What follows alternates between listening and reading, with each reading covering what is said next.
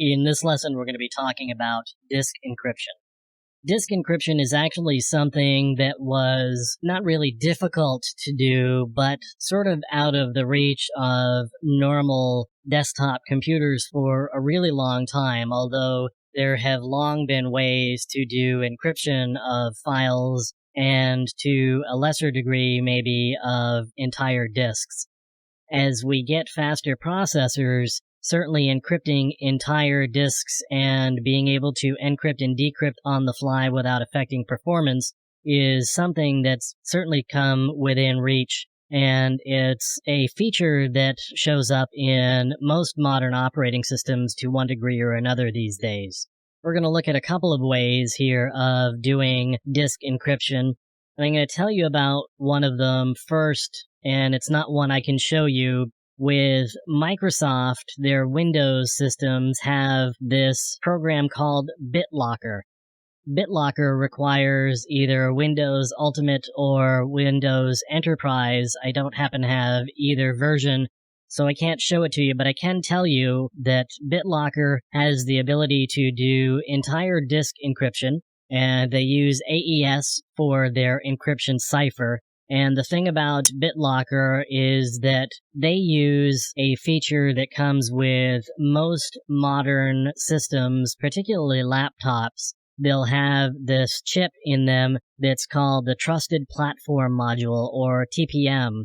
The TPM chip, in part, what it does is it stores the keys that allow the operating system to be able to access the disk through this encryption and decryption process. And they use a pretty strong encryption cipher, which is AES, but you have to have one of a couple of different versions of Windows in order to be able to use BitLocker, and it's one of those things you would normally run in an enterprise, and so that's why they included it in the enterprise edition of Windows.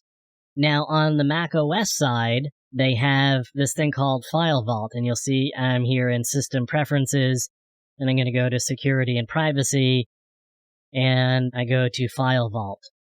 Now, in this case, I happen to have File Vault turned on. If I wanted, I could turn it off.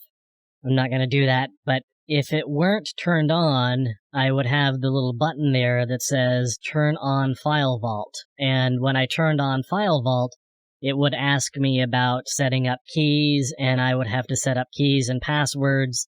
So the operating system handles this process by starting the encryption of all of the files on your hard drive, and it does this in the background. Now, you can get third-party extensions for some of these operating systems like Windows and Mac OS. PGP happens to have the ability to do disk encryption.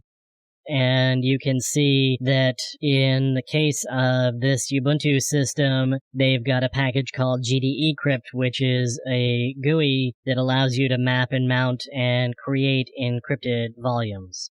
So I could run GDEcrypt and it would help me set up the process of encrypting the volumes that I've got on my system and doing the mapping and mounting. And if you're doing any sort of work with sensitive information like ethical hacking or penetration testing, you may be getting your hands on a lot of sensitive information that is owned by your clients. If your system were to be stolen or lost, then your client's data is now at risk. So certainly setting up disk encryption for yourself as you're working with clients and their data is a really good idea.